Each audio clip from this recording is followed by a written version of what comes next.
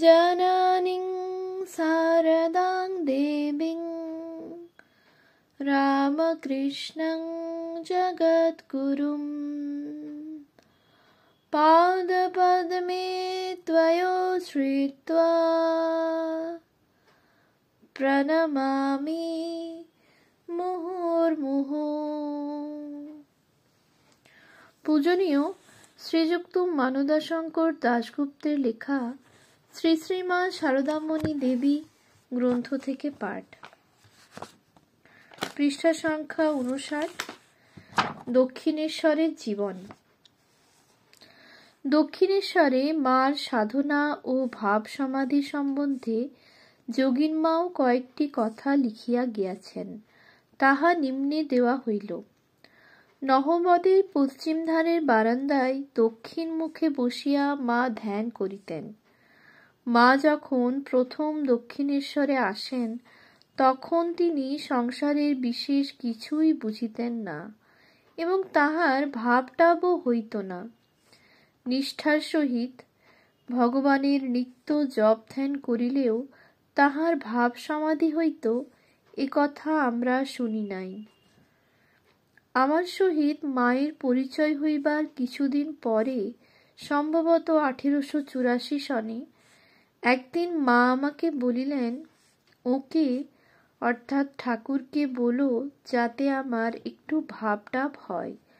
লোকজনের জন্যে ওকে একথা বলবার আমার সুযোগ হয়ে উঠছে না।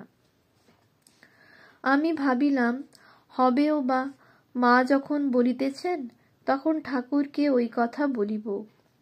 পরদিন সকালে ঠাকুর একা তক্তাপোষে বসিয়া আছেন দেখিয়া আমি প্রণাম করিয়া তাহাকে মায়ের কথা বলিলাম।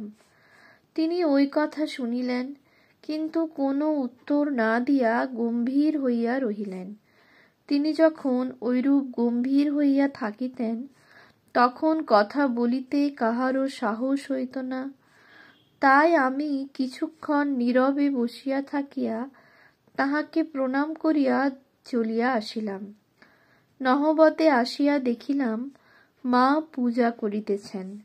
দরজা একটু খুলিয়া দেখি মা খুব হাসিতেছেন। এই হাসিতেছেন, আবার একটু পরেই কাঁদিতেছেন। দুই চক্ষু দিয়া ধারার বিরাম নাই। কতক্ষণ এইভাবে থাকিয়া ক্রমে স্থির হইয়া গেলেন, একেবারে সমাধিস্থা। আমি ইহা দেখিয়া দরজা বন্ধ করিয়া চলিয়া আসিলাম। অনেকক্ষণ পরে পুনরায় যাইতে মা বলিলেন, এই এলে? তখন আমি বলিলাম, তবে মা, তোমার নাকি ভাব হয় না? মা তখন লজ্জা পাইয়া হাসিতে লাগিলেন। এই ঘটনার পর আমি দক্ষিণেশ্বরে কখনো কখনো রাত্রিতে মায়ের কাছে থাকিতাম। আমি আলাদা শুইতে চাহিলে মা কিছুতেই শুনিতেন না, আমায় কাছে টানিয়া লইয়া শুইতেন। একদিন রাত্রিতে কে বাঁশি বাজাইতেছিল। বাঁশির স্বরে মায়ের ভাব হইল। থাকিয়া থাকিয়া হাসিতে লাগিলেন। আমি সংকোচে বিছানার এক কোণে বসিয়া রহিলাম। ভাবিলাম, আমি সংসারী মানুষ, ওকে এই সময় ছোঁব না।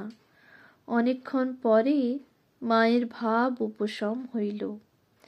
এই উচ্চ আধ্যাত্মিক অবস্থার আনুষঙ্গিক ফলস্বরূপ মার মধ্যে এই সময়ে কতকগুলি বিশেষ শক্তির বিকাশও দেখা যায়। যোগীনমা লিখিয়াছেন, দক্ষিণেশ্বর হইতে শিব পূজার জন্য বেলপাতা লইয়া আসিতাম। সেই সব বেলপাতা শুকাইয়া গেলেও সেই শুকনো বেলপাতা দিয়াই শিব পূজা করিতাম। একদিন মা জিজ্ঞাসা করিলেন, যোগেন, তুমি শুকনো বেলপাতায় পুজো করো কি? আমি বলিলাম, হা মা, তুমি তা কি করে জানলে? মা বলিলেন, আজ আমি সকালে ধ্যান করবার সময় দেখতে পেলুম যে তুমি শুকনো বেলপাতায় পুজো করছো। এই প্রকারের আরও কয়েকটি ঘটনা জানা গিয়াছে।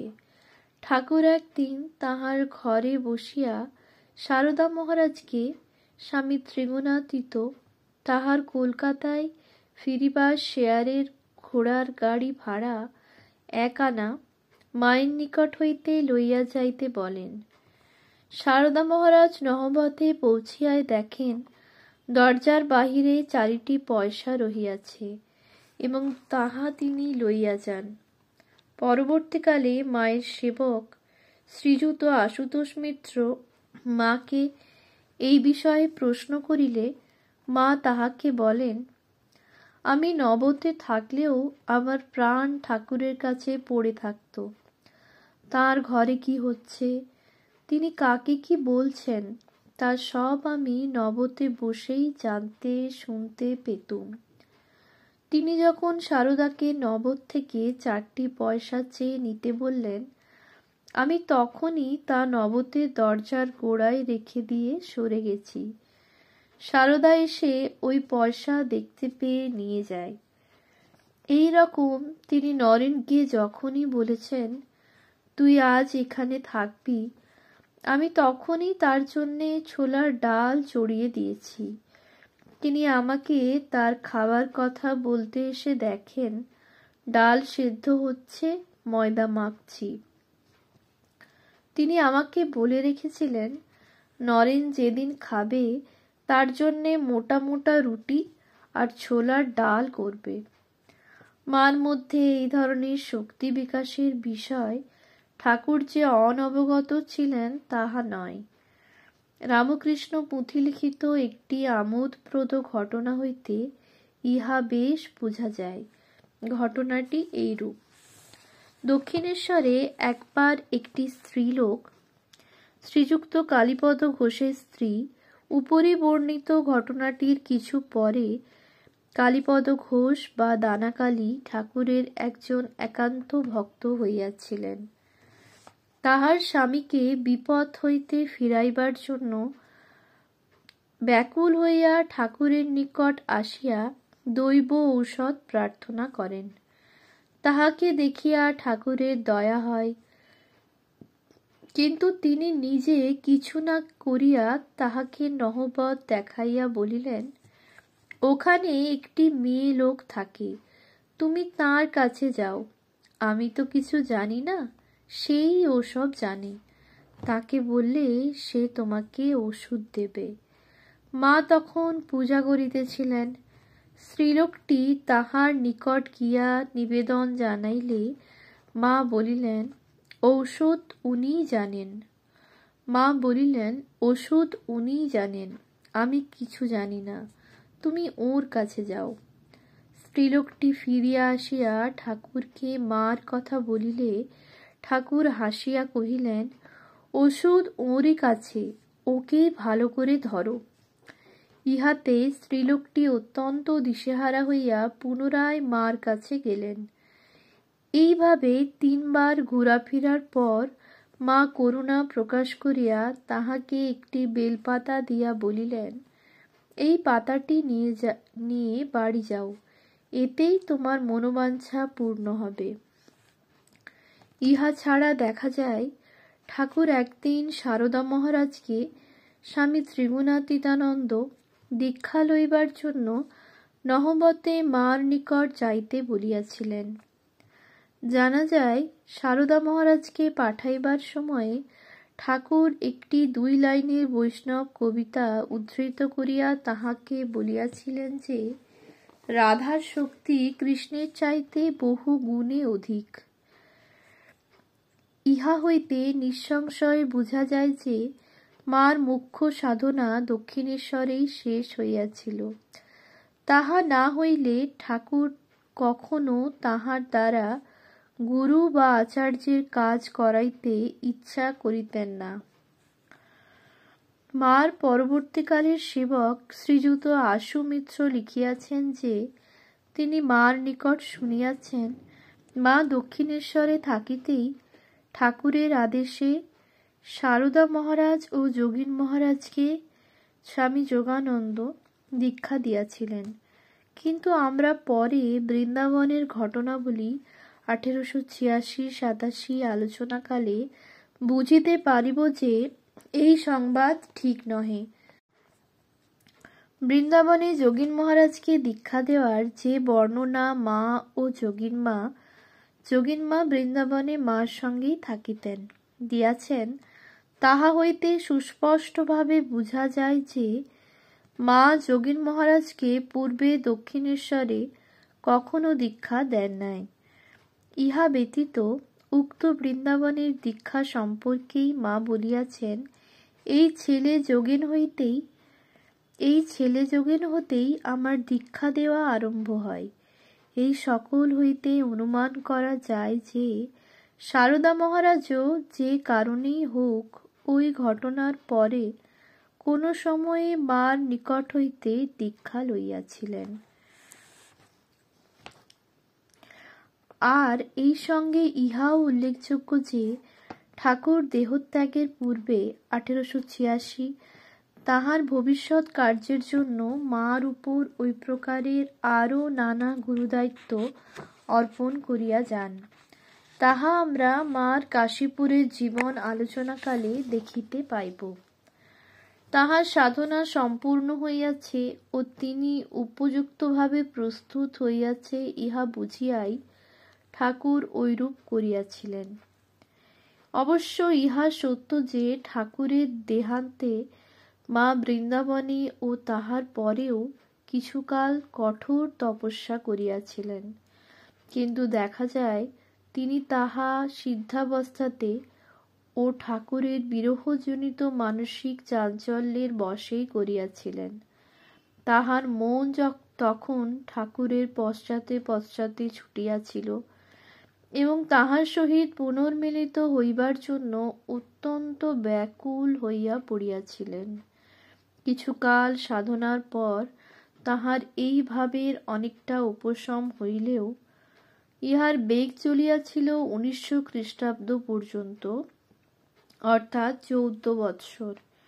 এই সকল বিষয়ে বিস্তৃত আলোচনা আমরা পরে যথাস্থানে পাইব।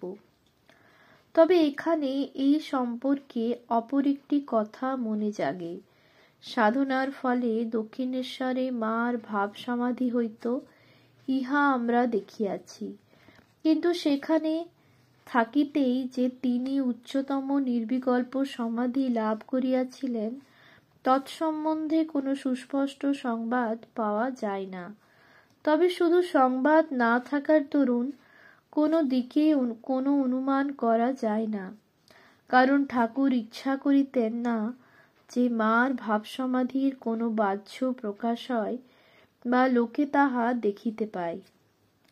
মা একদিন নিকুঞ্জ দেবীর নিকট বলেন, একদিন ওকে ঠাকুরকে বললাম, আমার ভাবটাপ তো কিছুই হলো না। তা শুনে বললেন, আবার কি হবে? আবার কি কাপড় ফেলে ধেই ধেই করে নাচতে হবে? তখন কাপড় সামলাবে কে? বসুমতী 1359, অগ্রহায়ণ 179, অনিল গুপ্ত। এ বিষয়ে অপর একটি সংবাদ আরও সুস্পষ্ট। গৌরীমার যেরূপ ভাব ও প্রেম হইত, ঐরূপ ভাব ও প্রেম লাভের আকাঙ্ক্ষায় মা একদিন লক্ষ্মী দিদিকে দিয়া ঠাকুরকে অনুরোধ করেন, কিন্তু তাহাতে ঠাকুর বলেন, গৌরী কালীঘাটের মেয়ে, সে ওসব সহ্য করতে পারবে, কিন্তু ওর শ্রী শ্রী মার পক্ষে গোপন থাকাই ভালো। সম্ভবত এই জন্যই মা ভাব সমাধি প্রভৃতি চাপিয়া চলিবার অতি আশ্চর্য ক্ষমতা অর্জন করিয়াছিলেন। দেখা যায় যে পরবর্তীকালে তাহার অহর্নিশি ভাব সমাধি হইলেও তাহার পার্শ্ববর্তী লোকেরাও উহা কচ্ছিৎ টের পাইয়াছে। এই জন্য এই বিষয়ে সংবাদ খুবই কম, তবে কিছু সংবাদ পাওয়া যায়। আমরা দেখিতে পাইব যে ঠাকুরের দেহত্যাগের মাত্র 2 বৎসর পরে 1888 সনে বেলুড়ে নীলাম্বর বাবুর ভাড়াটিয়া বাড়িতে মার একবার নির্বিকল্প সমাধি হইয়াছিল।